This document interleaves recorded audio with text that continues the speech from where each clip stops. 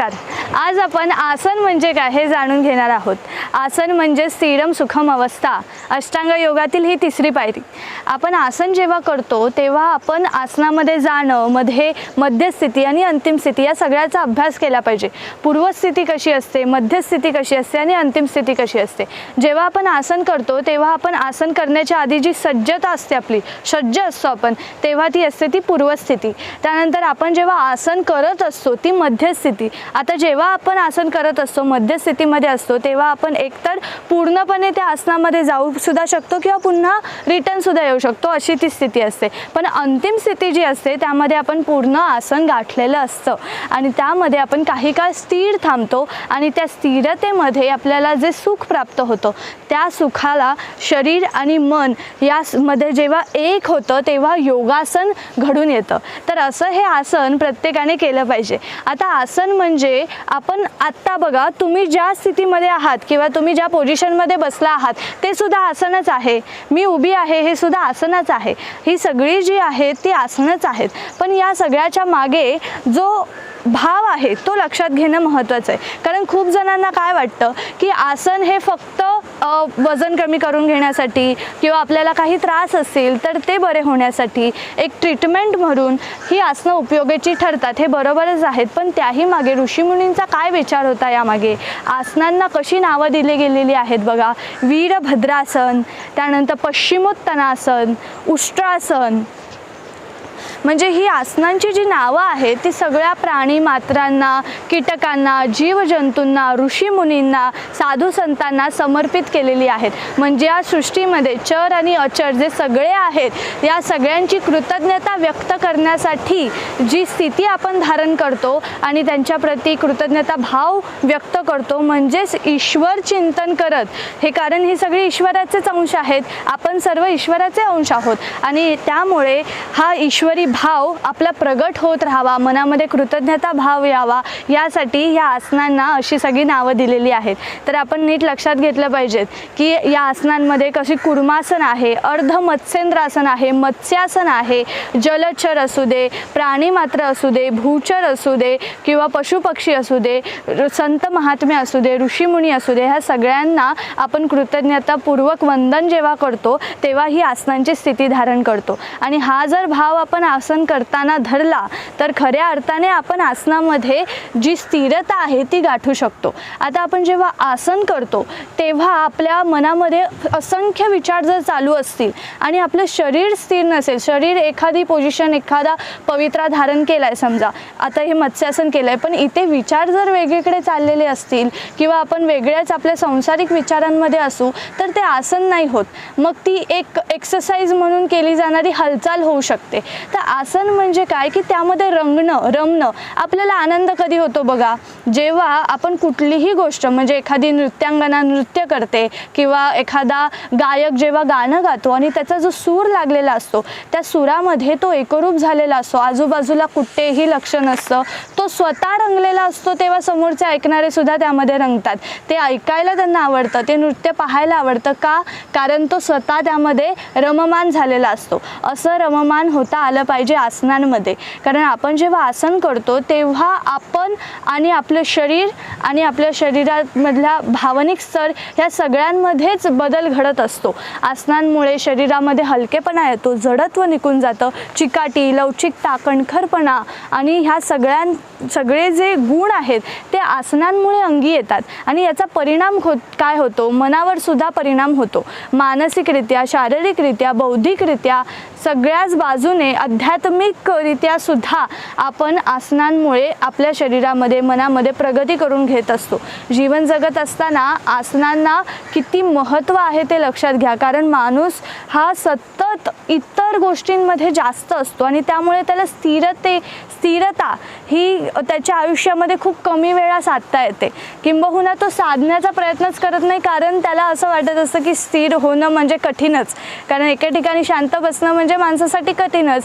जरी तो शरीराने बसला तरी मनाने बसणं कठीण आणि ही स्थिरता प्राप्त व्हावी म्हणून आसनं आहेत. आणि हे ऋषीमुनींना ठाऊक होतं की माणूस हा इतका चंचल आहे की तो इकडे तिकडे सारखा भटकत राहणार, मनाने विचार करत राहणार आणि शरीर तसं काम करत राहणार आणि त्यामुळे त्याला कुठेतरी बांध घातला पाहिजे. आणि हा जो बांध आहे तो या आसनांमधून तो घालू शकतो त्याच्या मनावर, शरीरावर. आता आपण जेव्हा आसनं करतो तेव्हा आपल्याला अशा प्रकारे पीळ बसतात, त्यामुळे काय होतं, आपलं लक्ष केंद्रित होतं अवयवांकडे, आपल्या शरीराच्या जवळ जातो आपण, इंद्रियांच्या जवळ, जो पूर्णपणे लांब गेलेला आहे, दूर गेलेला आहे. सगळी इंद्रिय त्याच्यापासून अशी लांब झालेली असतात. कशामुळे? जडत्वामुळे. त्याच्या अंगी जो स्टिफनेस आलेला असतो, जडपणा आलेला असतो आणि जी लवचिकता त्याने गमावलेली असते, त्यामुळे तो असा दूर गेलेला असतो. पण आसनांमुळे तो इंद्रियांच्या जवळ येतो, मनाच्या जवळ येतो आणि एकरूप व्हायला त्याची सुरुवात होते. म्हणजे आपण जेव्हा आसन धारण करतो तेव्हा आपल्या अवयवांवरती आपण लक्ष द्यायला सुरुवात करत असतो. म्हणजे ही अवयवांची सुद्धा कृतज्ञता व्यक्त करण्याची एक स्थिती आहे. त्याचबरोबर यामुळे मनाची पवित्रता सुद्धा वाढते. आध्यात्मिक दृष्टिकोनातून पाहिलं तरी सुद्धा आसन आपल्याला उपयोगी ठरतं. म्हणजे स्थिरम सुखम अवस्था याचा नेमका अर्थ काय आहे तो आपण लक्षात घेतला पाहिजे. आता जेव्हा आपण आसन करत असतो तेव्हा आपली स्थिर स्थिती किंवा अंतिम स्थिती जी आहे ती, बरीच जण अगदी अताशुतीने जे आसन केलेलं आहे हे पूर्ण अंतिम स्थिती जर कोणी पाहिली अशा पद्धतीने तर ते म्हणणार की इतकं मला तर नाही जमणार, एवढं मी कसं करणार, माझी तर इतकी लवचिकताच नाही आहे. काही हरकत नाही, कुठेही असं कन्फर्म म्हणजे असं गरजेचं नाही किंवा असं कुठलाही नियम नाही की आसन हे जसं दाखवलंय तसंच आलं पाहिजे.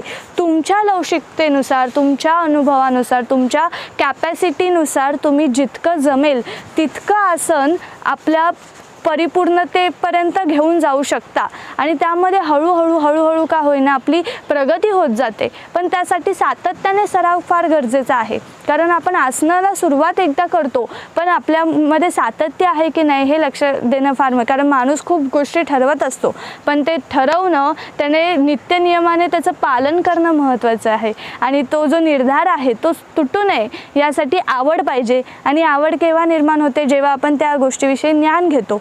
मग हे जे ज्ञान आहे ते आसनांविषयी घेतलं पाहिजे, योग्य प्रशिक्षकाकडे जाऊन शिक्षण घेतलं पाहिजे. आता आसनं करण्यासाठी काय लागतं बघा, एक मॅट किंवा एखादी सतरंजी सुद्धा चालते. तुम्ही, तुमचं शरीर आणि तुमचं मन, बस, बाकी कुठलीही गोष्ट आसनांसाठी लागत नाही. म्हणजे कुठलाही खर्च नाही आणि थोडासा वेळ जरी आपण दिला तरी सुद्धा आसनं आपल्याला खूप आयुष्य देतात, आपली आयुमर्यादा वाढवतात. आणि त्यामुळे ही जी आसनं आहेत ती सर्वांनी दररोज करणं का महत्त्वाचं आहे हे लक्षात घ्या. आसनांमुळे आपल्या शरीरामध्ये येणारे सगळे ताण, म्हणजे आपल्या पेशींना ज्याची गरज असते, रक्तप्रवाहाची जी गरज असते, सतत त्यांना उत्तेजित राहण्यासाठी या आसनांची किती मदत होते. आता आपण आसन पाहतोय चक्रासन. आता या चक्रासनामध्ये बघा सगळे स्नायू जे ताणले गेलेले आहेत, पोटाचे, पायांचे, हातांचे, काखेचे, जिथे जिथे आपण पोचतच नाही कधी, हा खांद्याचा भाग आहे, पाठीचा भाग आहे, मानेचा भाग आहे, छातीचा भाग आहे, फुफ्फुसांना आपण ताणतो तेव्हा या फुफ्फुसांना त्याची गरज असते, ही नीड असते. कारण आपण नेहमी कसे असतो, असे खाली वाकलेले असतो, पोक काढलेलं असतं आणि ह्या सगळ्या स्थितींमुळे आपल्या शरीरावरती त्याचा खूप परिणाम होत जातो. जसं जसं वय वाढत जातं तसे अजून कॉम्प्लिकेशन्स वाढत जातात, अजून आजारांना आपण निमंत्रण देत असतो. म्हणून या आजारांपासून जर दूर राहायचं असेल तर ही सगळी आसनं अतिशय महत्त्वाची आहेत. आता सर्वांगासनच बघा, हे आसन म्हणजे जननी आहे. कारण हे आसन जेव्हा आपण करतो तेव्हा सगळा रक्तप्रवाह हृदयाच्या दिशेने वाहतो. हृदय हे वितरण केंद्र आहे, आपल्या सर्वांनाच ठाऊक आहे. आणि हृदयाचं कार्य जर चांगलं राहिलं तर आपल्या संपूर्ण शरीरामध्ये जे जे अवयव आहेत त्या अवयवांपर्यंत रक्त चांगल्या पद्धतीने पोचतं. मग हे हृदय जे आहे त्या हृदयाला रक्त पुरवण्याचं पुरवठा चांगल्या रीतीने करण्याचं काम जननी म्हणजेच ही आसनांची आई सर्वांगासन करत असते. आणि म्हणून ही आसनं किती सुंदर आहेत बघा. यामध्ये फॉरवर्ड बेंडिंग आहे, पुढे वाकणं आहे, मागे वाकणं आहे, मध्ये स्थिर राहणं आहे, तोल आहे. हा जो तोल आहे ना तो फार महत्त्वाचा असतो. कारण माणसाचा जीवन जगतानाचा तोलच बिघडलेला असतो, समतोल त्याला साधता येत नाही कुठल्याही गोष्टीमध्ये आणि त्यामुळे विविध आजारांना तो आमंत्रण देत असतो आणि त्यामुळे सगळ्याच गोष्टी त्याच्या बिथरलेल्या असतात. तर हे सगळं जे जीवनामधलं स्थिरत्व आहे ते माणसाला जर धारण करायचं असेल, त्याच्या अंगी यावं असं वाटत असेल तर आसनांची स्थिरता त्याने शिकली पाहिजे.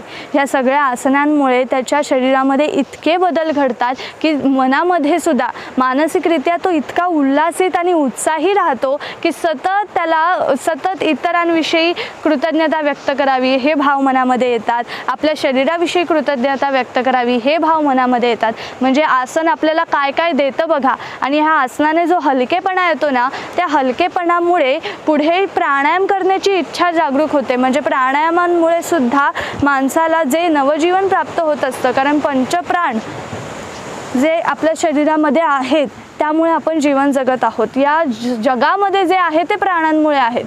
प्राण आहेत म्हणून आपण आहोत. तर या प्राणांची कृतज्ञता कशी व्यक्त करावी तर प्राणायामांनी. म्हणजे आसनांमुळे आपल्या शरीरामध्ये हलकेपणा येतो, स्थिरत्व येतं आणि जडत्व निघून जातं. आणि हा हलकेपणा आपल्याला प्राणायाम करण्यासाठी अजून उत्साहित करतो, प्रोत्साहित करतो. आणि प्राणायाम जेव्हा आपण करतो, श्वास उच्छ्वास याचे आवर्तन आपण जेव्हा वाढवतो तेव्हा आपल्या शरीराला अजून त्याचे जास्तीत जास्त फायदे होतात. आसनांनी फायदे होतात, त्याचबरोबर प्राणायामाने फायदे होतात. म्हणजे शरीर चांगलं करून घेण्यासाठी किती सुंदर सुंदर मार्ग आहेत आपल्याकडे. आणि कुठलाही आजार आपल्या जवळ येऊ नये, आपण सतत निरोगी आणि निरामय आयुष्य जगावं यासाठी ही आसनं आणि प्राणायाम किती महत्त्वाची आहेत आपल्याला ते लक्षात घेतलं पाहिजे. लहान मुलांना याची सवय लावली पाहिजे. कारण आपण काय करतो की आसनं पाहिली किंवा आपण एखादा व्हिडिओ पाहिला, आपल्याकडे किती असे व्हिडिओज येत असतील की जे आरोग्य संदर्भात असतात, पण आपण ते पाहतो आणि पुढे जातो, त्यावरती विचार करत नाही किंवा ते आपण करू असं ठरवतो आणि ते पुढे ढकलत राहतो. म्हणजे हा निग्रह जो आहे ना मनाचा, तो झाला पाहिजे. एकदा आपल्याला वाटलं पाहिजे की आपलं शरीर चांगलं ठेवावं, पोट कमी करून घ्यावं, शरीरामध्ये कुठलाही रोग नसावा. हे जे ईश्वराने बहाल केलेलं जे शरीर आहे ते पारितोषिक आहे, सगळ्यात मोठं पारितोषिक. बाकी माणूस इतर सगळे पारितोषिक मिळवण्यासाठी खूप मेहनत करत असतो, पण हे शरीरच एवढं मोठं त्याला धन भेटलेलं आहे, संपत्ती आहे त्याच्याजवळची, ती त्याने नीट जपून ठेवली पाहिजे. त्याने त्याचा उपयोग चांगला करून घेतला पाहिजे. शरीराला चांगला आहार दिला पाहिजे, चांगले विचार दिले पाहिजेत. आसनं प्राणायाम करून स्वास्थ्य अतिशय उत्तम ठेवलं पाहिजे. तर अशा पद्धतीने वेगवेगळी योगासनं करा, प्राणायाम करा आणि निरोगी निरामय आयुष्य जगा. धन्यवाद.